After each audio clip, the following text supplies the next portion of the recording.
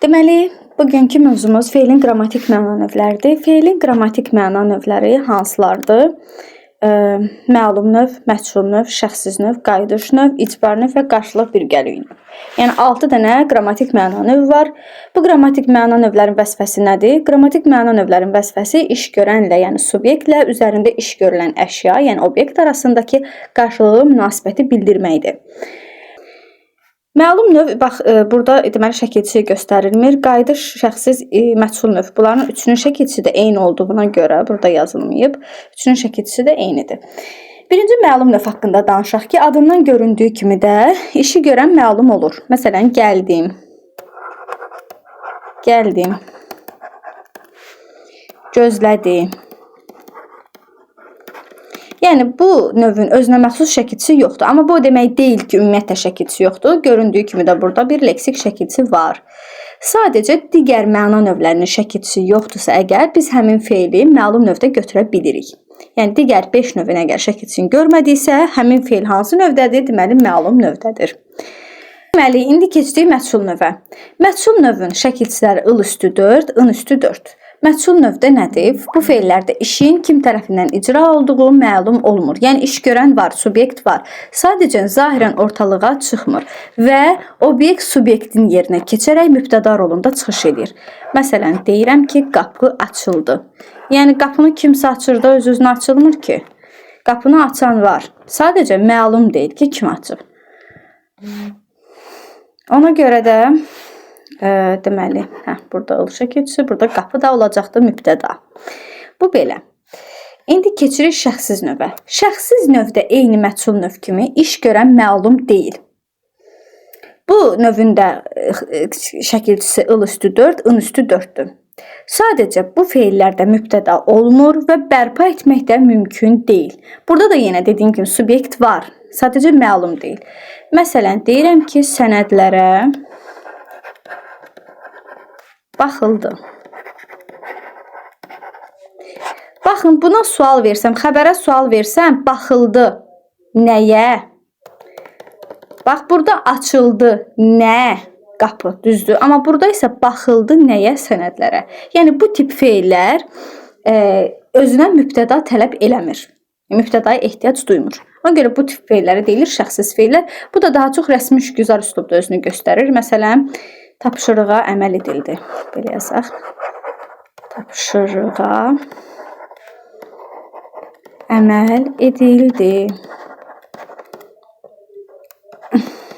Yenə bu nə oldu? Nə edildi? Deməli, əməl edildi.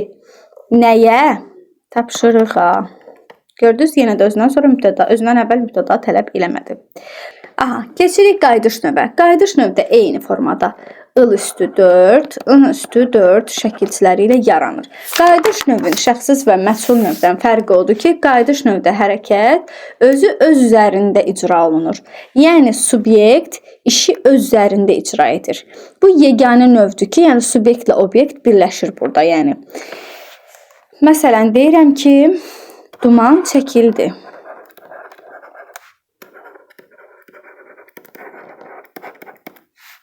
İş görən də özüdür, üzərində iş görülən də özüdür.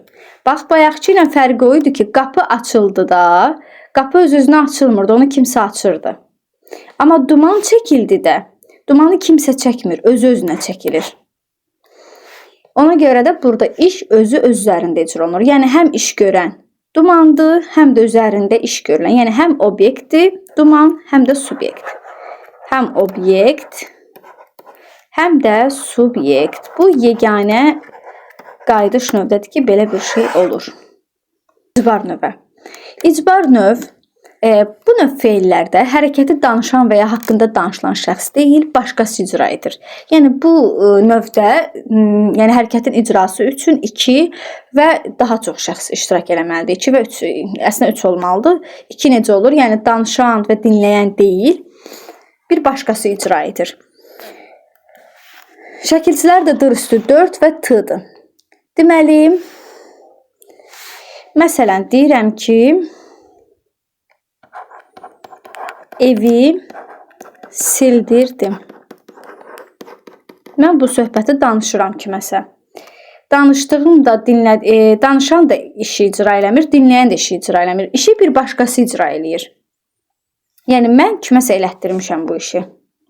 Kimsə eləyib, mən eləməmişəm. Evi sildirdi. Bax bu şəkilçi. İndi bütün dir, durdur şəkilçiləri icbar növünü yaradır? Xeyr, bu yanlışdır. Məsələn, deyirəm ki, işığı yandırdım.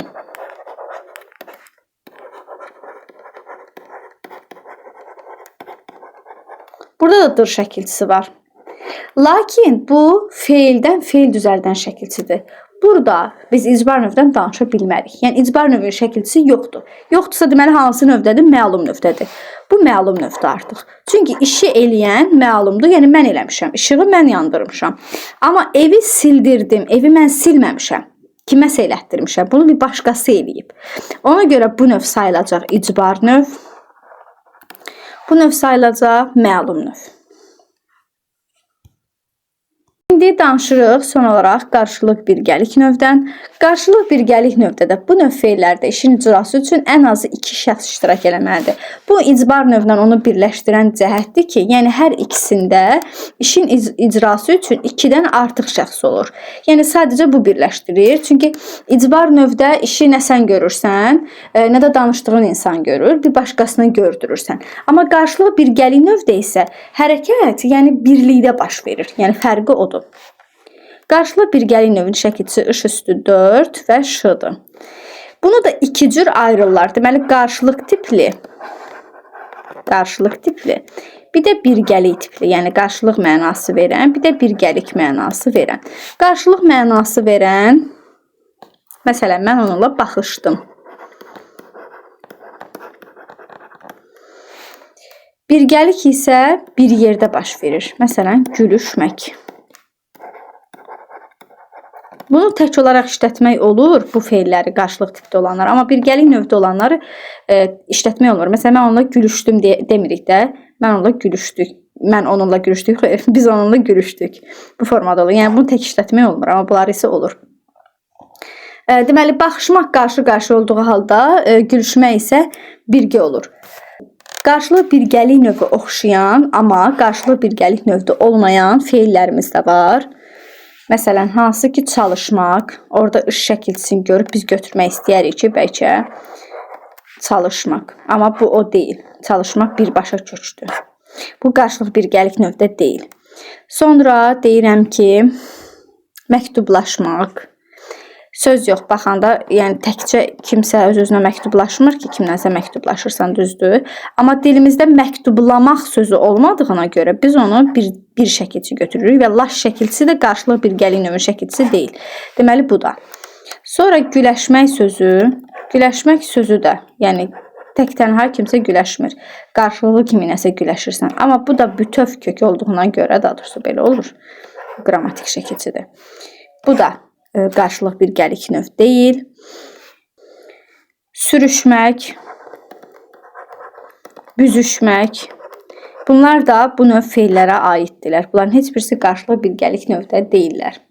Bu qədər.